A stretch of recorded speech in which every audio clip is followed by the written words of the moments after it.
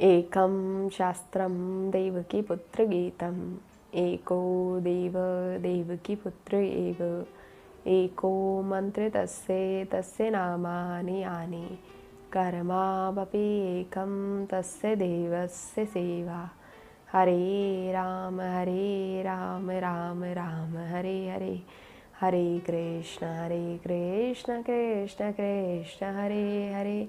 बोले योगेश्वर श्री कृष्ण भगवान की जय।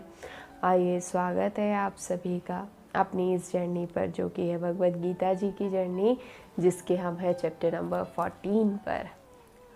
आज हम इसमें जो चर्चा करेंगे वो भगवान सत्व रज तम तीनों से भी ऊपर एक गुण है, जो कि है गुणातीत अवस्था, उसकी चर्चा करते हैं।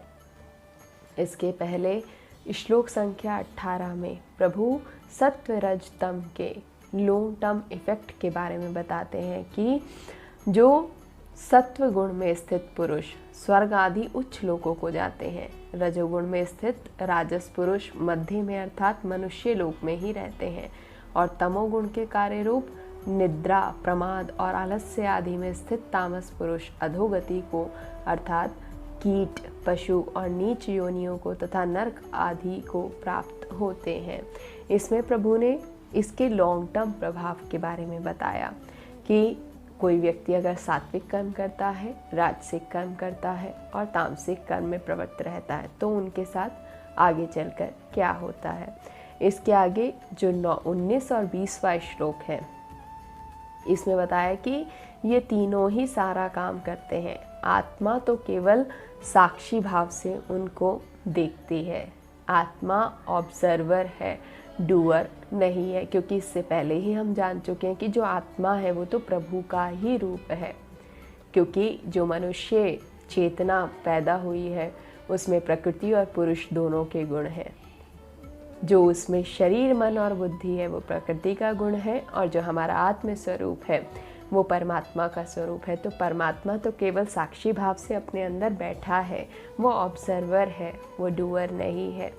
इसके आगे अब जो 21वां श्लोक है, अब इसमें अर्जुन बोले हैं, उसमें पार्थ ने 3 प्रकार के प्रश्न किए हैं। उसमें अर्जुन जी बोले कि इन तीनों गुणों से अतीत पुरुष किन किन लक्षणों से युक्त होता है और किस प्रकार के आचरणों वाला होता है, तथा हे प्रभु मनुष्य किस उपाय से इन तीनों गुणों से अतीत होता है। इन तीनों गुणों से ऊपर की जो अवस्था है, डेट इज गुणातीत अवस्था, उसके बारे में पार्थ अब प्रभु से प्रश्न कर रहे हैं। वो पूछ रहे हैं, पहला प्रश्न है कि जो गुणातीत पुरुष है उसमें क्या क्या लक्षण होते हैं। दूसरा, उसका आचरण किस प्रकार का होता है। तीसरा, कि किस उपाय से इन तीनों गुणों से अतीत होता या हुआ जाता है। तो अब इसमें 3 प्रकार के प्रश्न हैं, जिसमें कि पहले प्रश्न का जवाब 22वें और 23वें श्लोक में प्रभु द्वारा दिया गया। दूसरे प्रश्न का जवाब 24वें और 25वें श्लोक में प्रभु द्वारा दिया गया, और तीसरे प्रश्न का जवाब 26वें श्लोक में दिया। इसमें पार्थ जब पूछते हैं कि गुणातीत कैसे हों, इसका उपाय जो प्रभु ने बताया वो 26वें श्लोक में बताया कि गुणातीत के क्या गुण हैं। तो गुणातीत क्या गुण होंगे कि वो उदासीन हो जाए।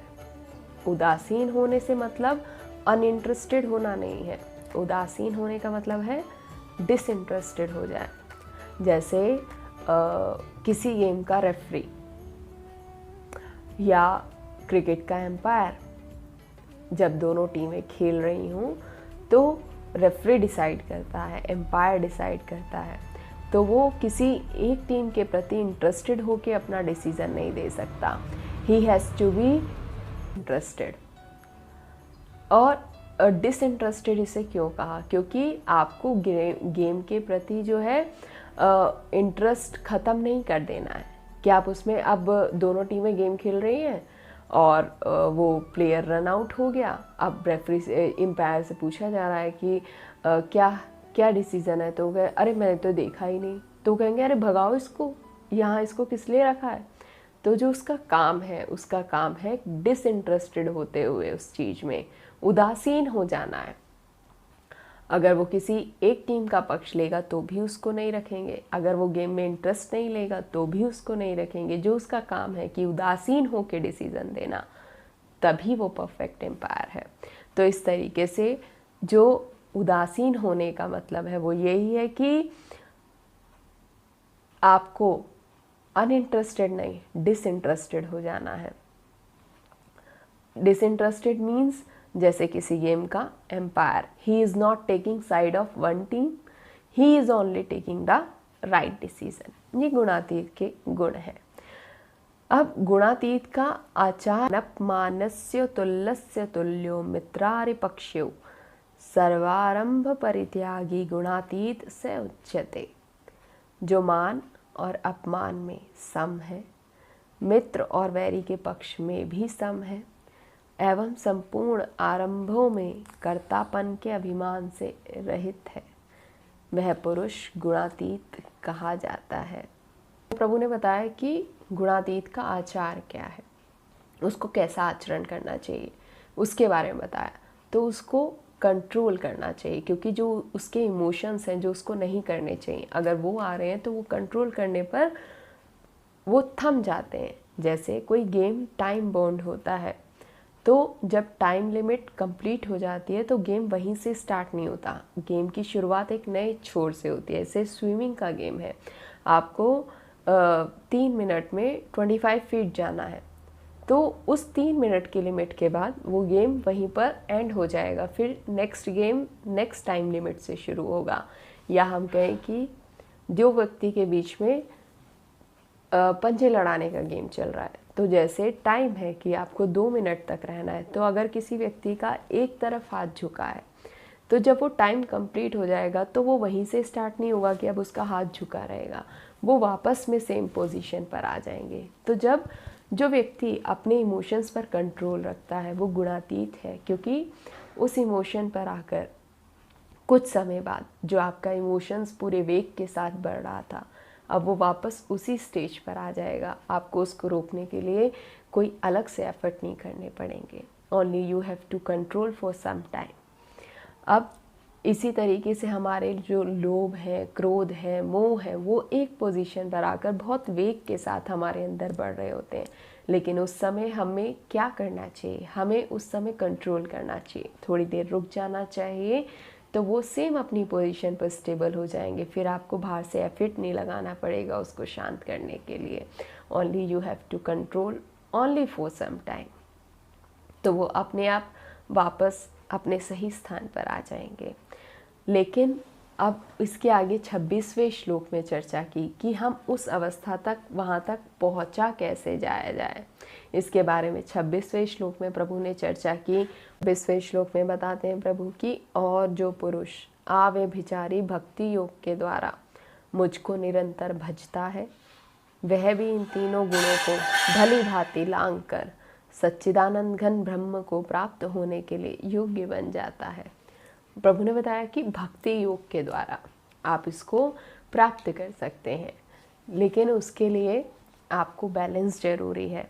बैलेंस नहीं होगा तो हम वहाँ तक नहीं पहुँच पाएंगे। बैलेंस किसके बीच में?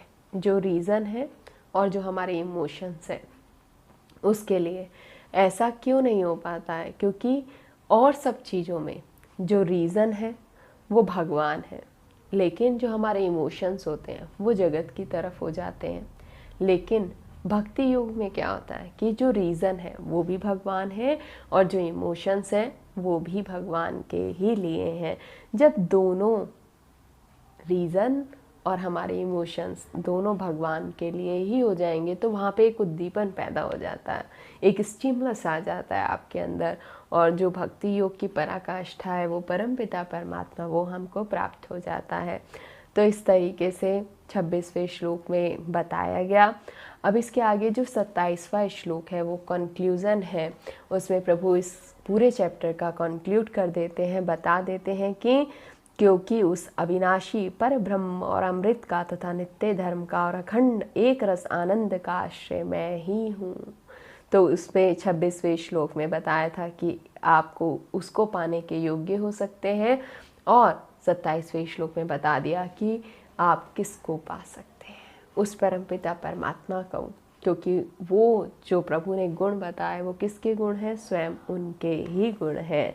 इस तरीके से हम इसका सार स्वरूप समझें तो ये एक सेल्फ डिस्कवरी और सेल्फ डिसिप्लिन का चैप्टर है। पहले आप जानेंगे तभी तो आप उस चीज़ को कर पाएंगे। तो इसमें सत्व, रज और तम तीनों गुण के बारे में बताया गया। पहले आपको डिस्कवरी करनी है, फिर अपने आप पे डिसिप्लिन लाना है कि आपको किस गुण के अंदर चलना है, क्योंकि वो आपके जेनेटिक कोड्स हैं, आपका जन्म मृत्यु दोनों ही डिसाइड करते हैं। तो वो मूड नहीं जो आपको चेंज कर दे, वो मोड है जिसने आपको चेंज कर दिया है। तो इस तरीके से आपको स्वयं का चौकीदार बनना है। इस तरीके से आपको पहचान करनी है कि आपने फैट चलानी है या फिर आपने मर्सिडीज चलानी है। इसका डिसीज़न आपके अपने ही हाथ में है। आप डिस्कवरी कीजिए तो आप में डिसिप्लिन स्वयं ही आ जाएगा। इस तरीके से इस 14वें चैप्टर का सार रहा। अब इसके आगे इसके नेक्स्ट चैप्टर की चर्चा इसके नेक्स्ट सेशन में। वो चैप्टर भी एक मोस्ट इम्पॉर्टेंट चैप्टर है, उसमें भी गुह्यतम शब्द का प्रभु यूज़ करेंगे। तो उसकी चर्चा के लिए हम वेट करेंगे इसके नेक्स्ट सेशन तक का। तब तक के लिए श्री राधे।